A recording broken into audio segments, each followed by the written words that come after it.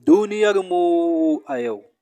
Barka da zuwa wannan channel namu mai albarka. Idan wannan ne zuwanku na farko, kar ku manta ku danna mana like sannan ku yi subscribing domin samun bidiyoyinmu a duk lokacin da muka ɗora.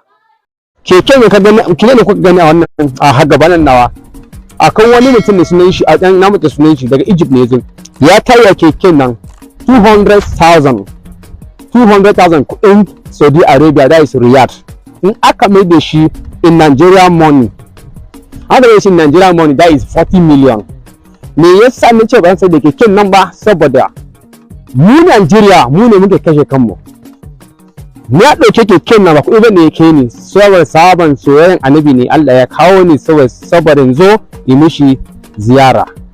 Keken nan na ce ma mutum na ce ni ban sai da keken nan ba saboda nan kawo Nigeria ko governor ko shugaban kasa ko senator yana da izini da keken nan ya sa mana azun saboda yaran mu suna tashiwa.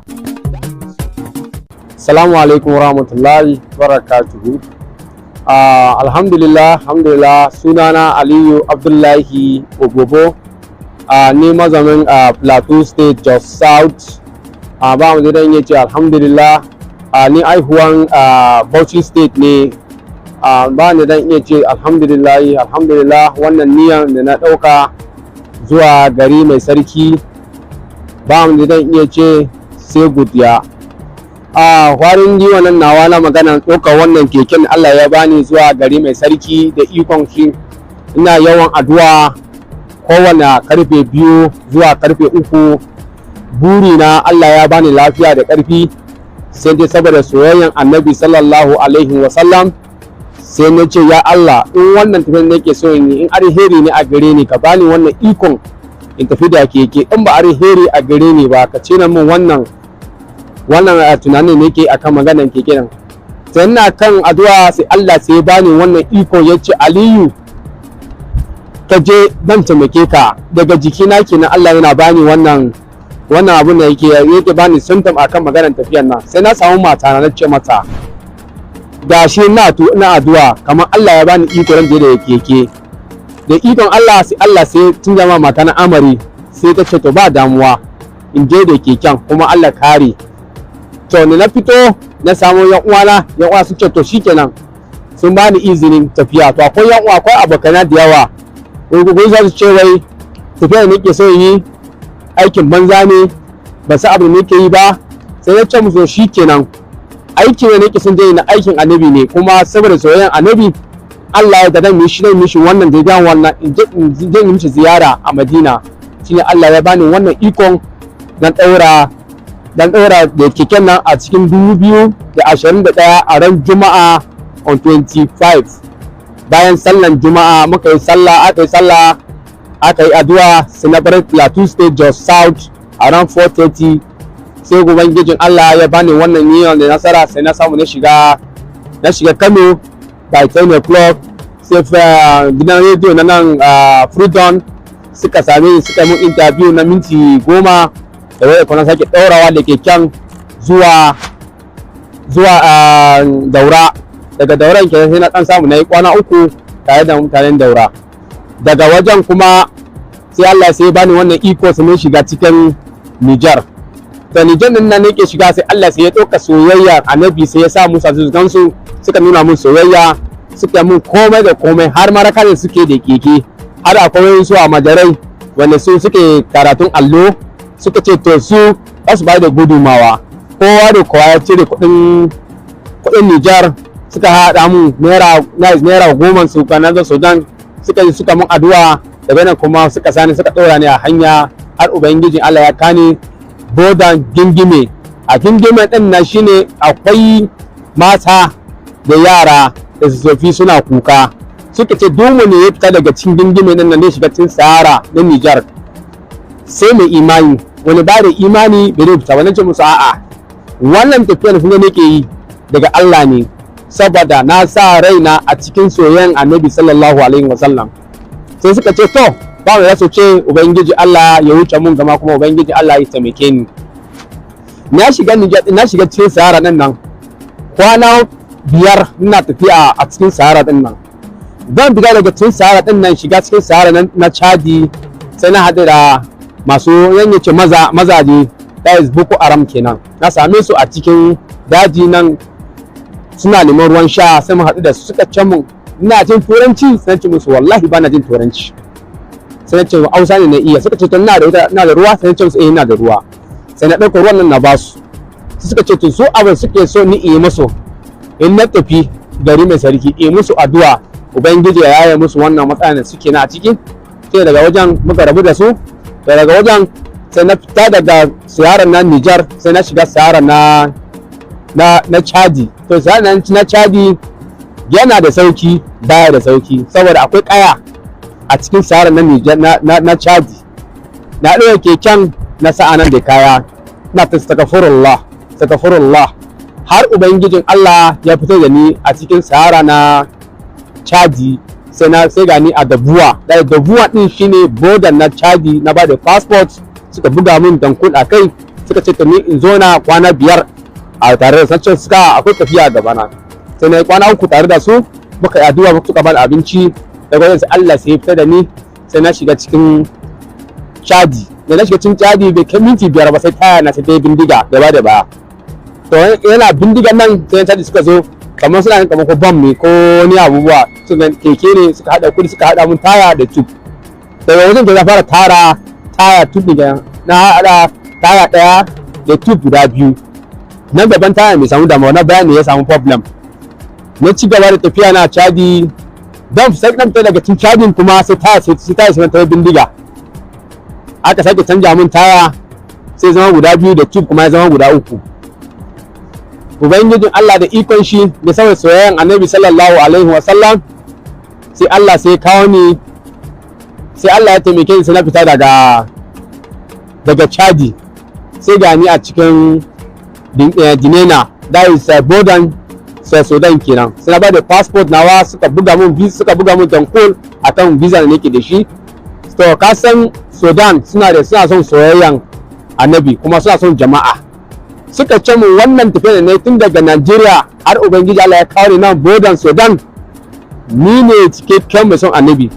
Su ba ya so ce mun addu'a ubangijin Allah ya wuce mun gaba da tafiyan nan.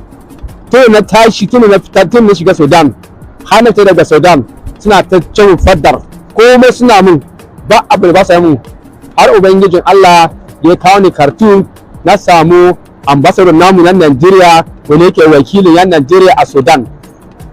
Ya ce mun kafin ma in tashi in zo, ya gani a media kuma ya gani a kowane shi, sa ya ce maraba, sannan da zuwa ka zauna ka huta kafin mu zauna mu yi abu da kamata. Na zo da shi shekara 1 da wata 2 tare da shi a Sudan. A lokacin na zauna a Sudan, akwai mutane da suke korafi ba zan je ba, wannan aikin banza ne. To ni lokacin da yake sallan nan, Allah yana cewa Aliyu, jarabawa ne yake nuna ko kana da hakuri ko baka da hakuri. In ka yi hakuri, insha Allah da ka je ka gan manzo sallallahu alaihi wasallam a Madina. Sai na post ne ce duk magana ku faɗa, ni na yarda da Allah da Annabi sallallahu alaihi wasallam, ne na yi hakuri, ina cika shekara 1 da wata 2 a wajen ambassador namu. Sai ubangijin Allah sai ya fitar mun da visa a ta dalilin ambassador namu na Najeriya a Sudan. Sai ce mun wannan hakuri ne kai, insha Allah karshen wannan hanyar arzikin ka kenan. Ce to na gode masa da Allah saka dai. To lokacin ne ban visa nan da komai daga Khartoum zuwa Sudan, na yi kwana 5 daga Khartoum zuwa Sudan. Ina zuwa Sudan, ubangijin Allah sai ya bar mutane da kuɗi a hannu akan kuɗin jirgi. Ina zuwa ake suka ce kai ne muke jira, ga kuɗin jirgin mun biya ka shiga. Me ya jawo hakan? Saboda imani ne yake da shi, da saboda soyayyen Annabi sallallahu alaihi wasallam, shi yasa ga Allah ya fifita mun wannan tafiyan a cikin annatse. Ba mu zan iya ce alhamdulillah. Na shiga jirgin nan, jirgin ruwa ne na hawo, na sauka a Jidda. Da na sauka a Jidda shine cikin Saudi Arabia nan. Da na shiga Jidda shine su migration na Saudi Arabia. Ka san su a Zuda, in ka shiga jirgin ruwa dole suna covering ne, ba a yadda kowa ya sync up, saboda in ka da passport naka da visa naka, you are free to enter inside the Saudi Arabia. In baka da passport from there a cikin jirgin za su baka ka fita ba. That jirgin ruwa ne zai mai da kai back to the place you come from. in kana da passport da visa ka faddar you are free to go into the kingdom. In baka da passport ko baka da visa you are free to go back where you come from.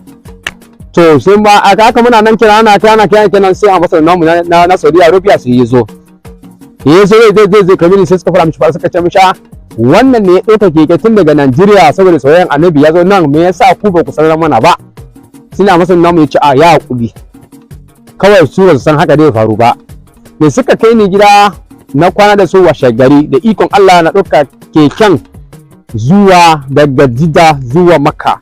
That is from Jidda zuwa Makka is 355 km. Sai na tashi a ran 10 sai ubangijin Allah da ikon Allah sai na shiga Makka by 8 o'clock. And that 8 o'clock din securities din na Saudi Arabia suka supporting nawa suka ɗora min gindi suna bi na hankali suna gadin nawa ubangiji Allah ya kawo ni zuwa Makka. Me ya jawo hakan saboda soyayyen annabi ne shi sa ga Allah ya kare ni har ubangiji ya kawo ni cikin gari mai sarki. Lokacin da yake shiga cikin Makka nan na gama wa'afi na gama umara dan fita kenan shine Allah ya banda ni a duniya a cikin Makka. Mutane Zarabawan da yan Nigerian da yan Ethiopian aka taro a kaina ana ta wasa ni. Keke ne kuka gani a wannan a gabanan nawa. Akan wani mutum ne sunan shi a dan na mutu sunan shi daga Egypt ne yanzu. Ya taya keken nan 200,000 kuɗin Saudi Arabia, that is Riyadh. In aka mai da shi in Nigerian money, haka da shi in Nigerian money that is 40 million. Me yasa ni ce ban sai da keken nan ba saboda mu Nigeria mu ne muke kashe kanmu.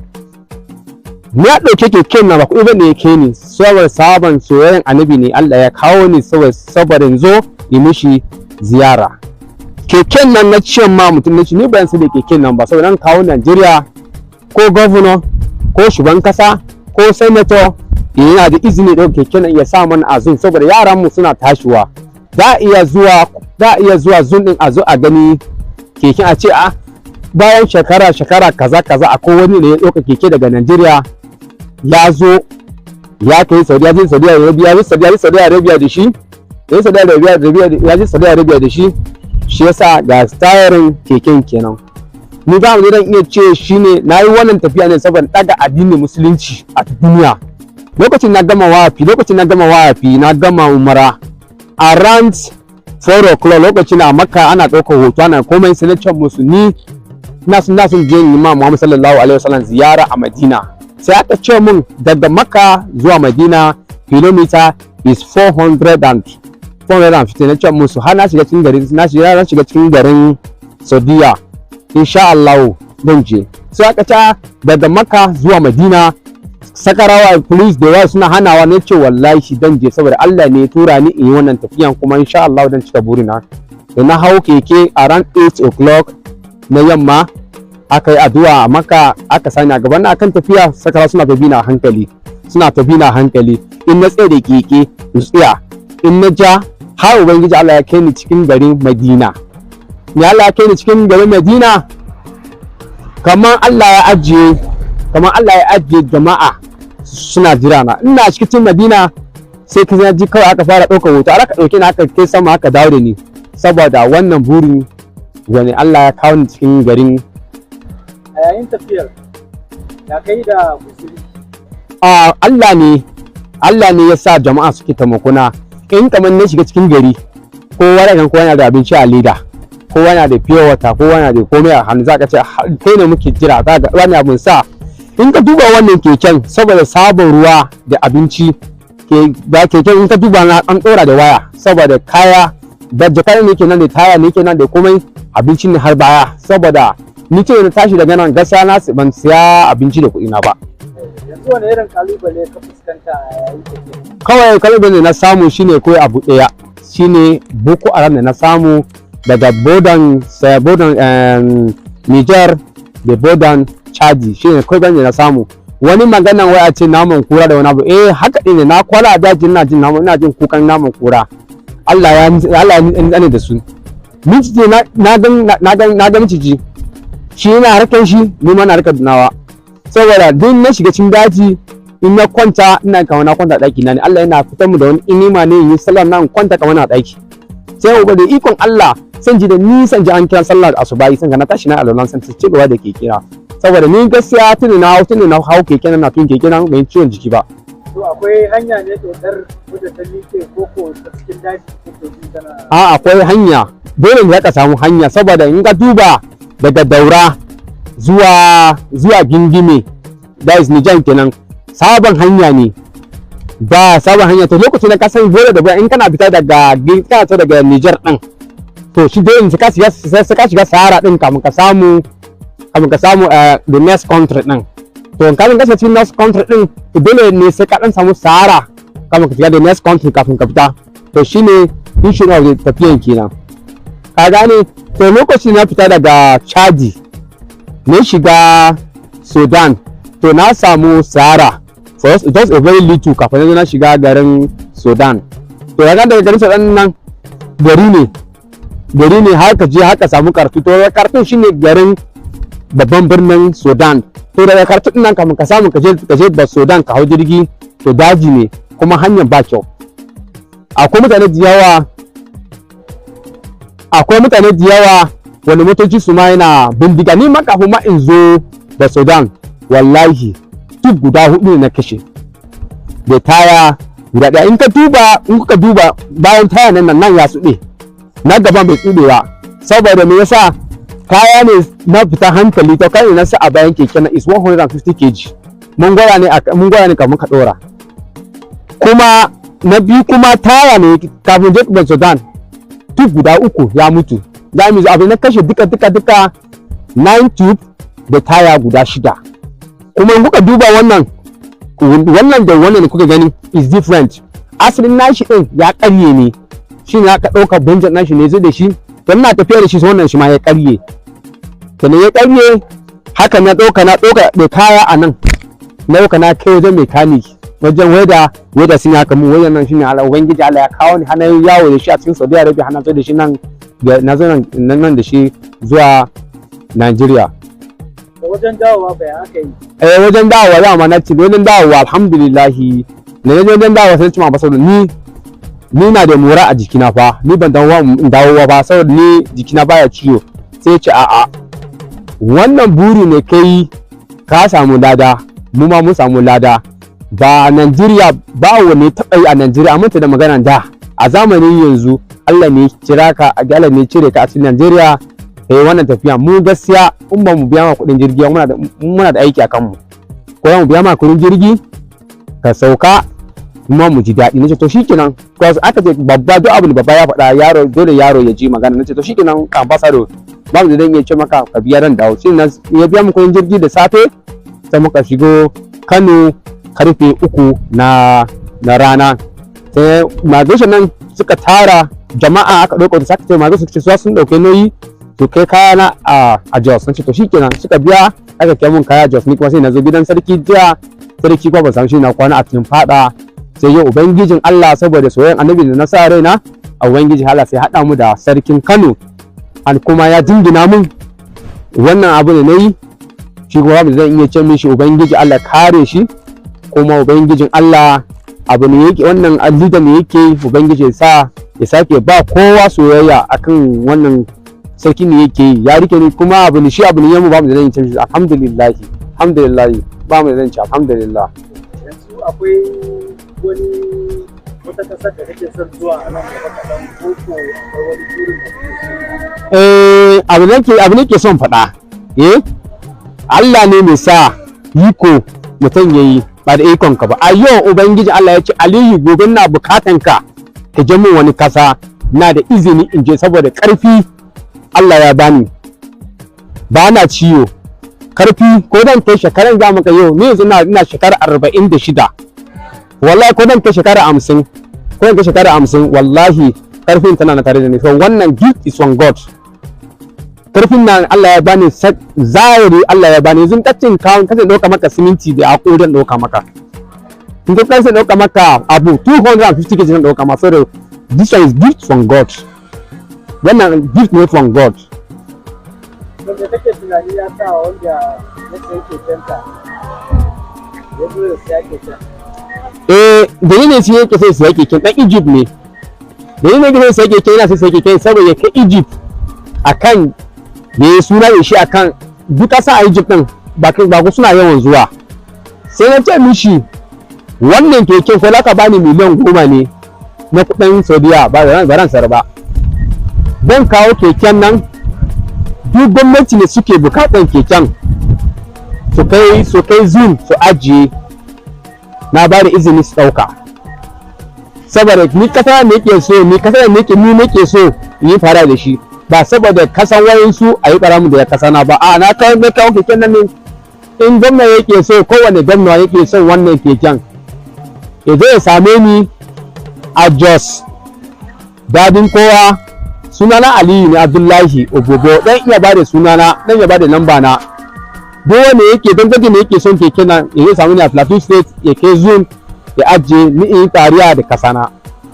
Misali akwai mutane da yawa da suke son su ba su kuma ba su da halin kudin da za su ka san Allah ne mai kira, ka san gari mai sarki ne.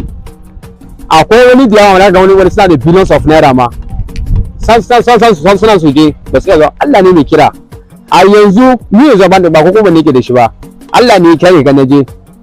Wani na ga wani yanzu shi ba ne ko naira ma, aka ce Allah ya kira shi a hanyar izini ka gaishe cikin gari mai sarki.